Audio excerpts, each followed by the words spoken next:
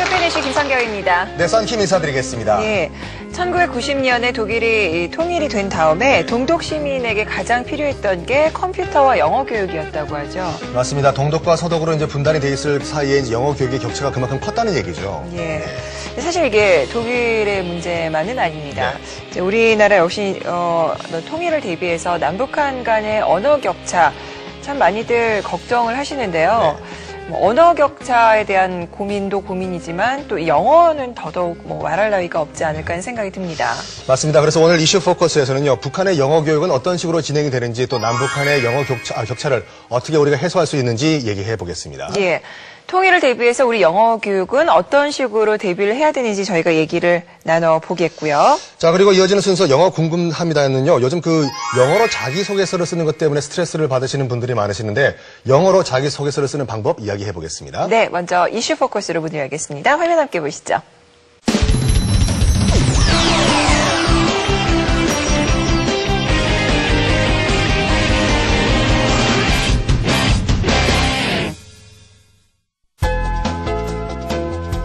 최근 화제가 된 기사 하나가 있습니다. 바로 한국과 북한의 토플 점수를 비교한 기사인데요. 놀랍게도 한국의 토플 성적은 북한과 단 3점 차이.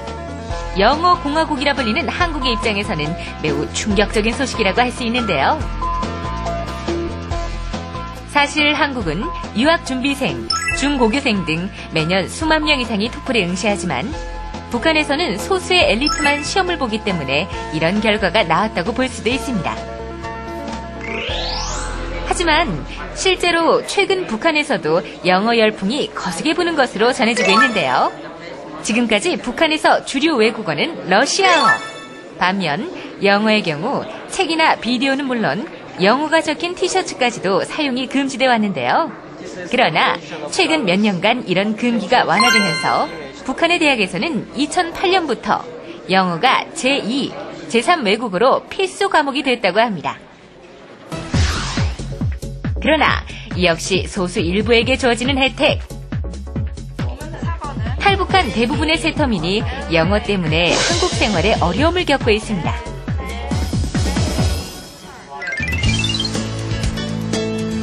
주한 영국문화원에서는 이들의 한국 적응을 돕기 위해 세터민 영어 교실을 운영하고 있는데요.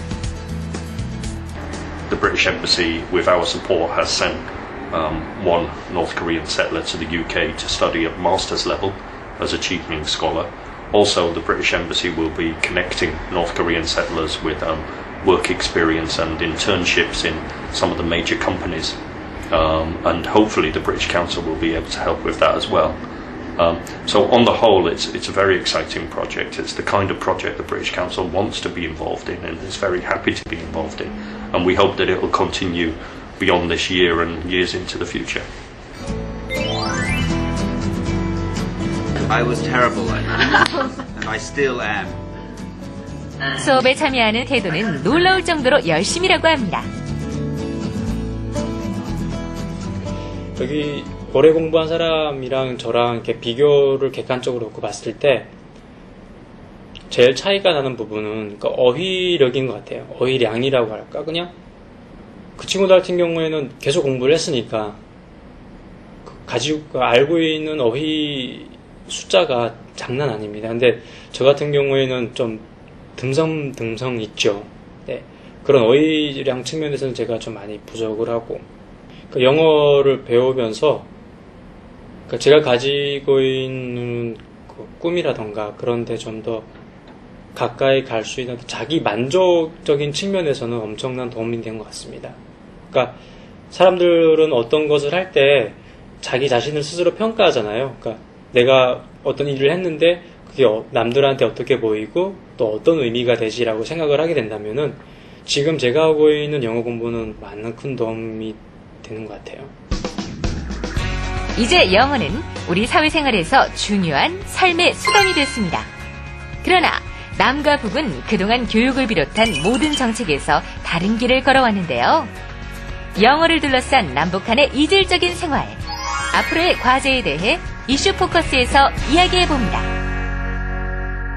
사실 어떻게 보면 좀 놀라운 것 같아요. 그렇죠, 네. 네, 북한에서 영어 교육이 얼만큼 이루어지고 있는지도 잘 모르고 있는 그렇죠. 상황인데 그런데 이 북한과 우리나라의 토플 평균 성적이 3점밖에 차이가 나지 않는다. 그렇습니다. 네. 이 부분에 대해서 놀라는 분 많으실 것 같다는 생각이 들어요. 근데 성기 씨는 어떻게 보세요?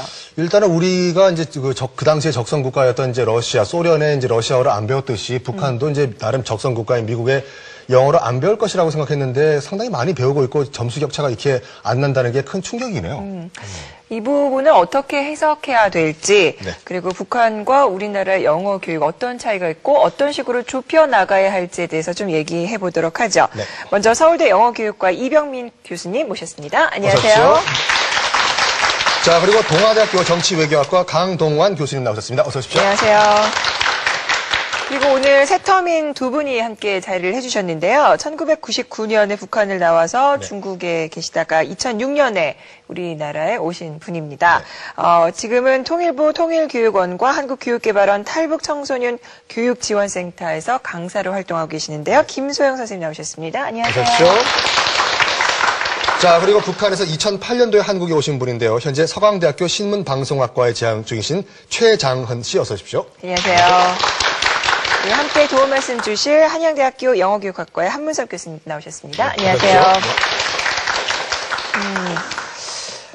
먼저 그러면 교수님께, 이병민 교수님께 질문을 드릴게요. 지금 북한의 영어 교육이 이루어지고 있는지조차도 모르는 분들도 많으실 거고요. 이루어지고는 있는데 어느 정도로 이루어지고 있고, 어느 만큼 확대되어 있는지도 저희가 정말 잘 모르거든요. 네.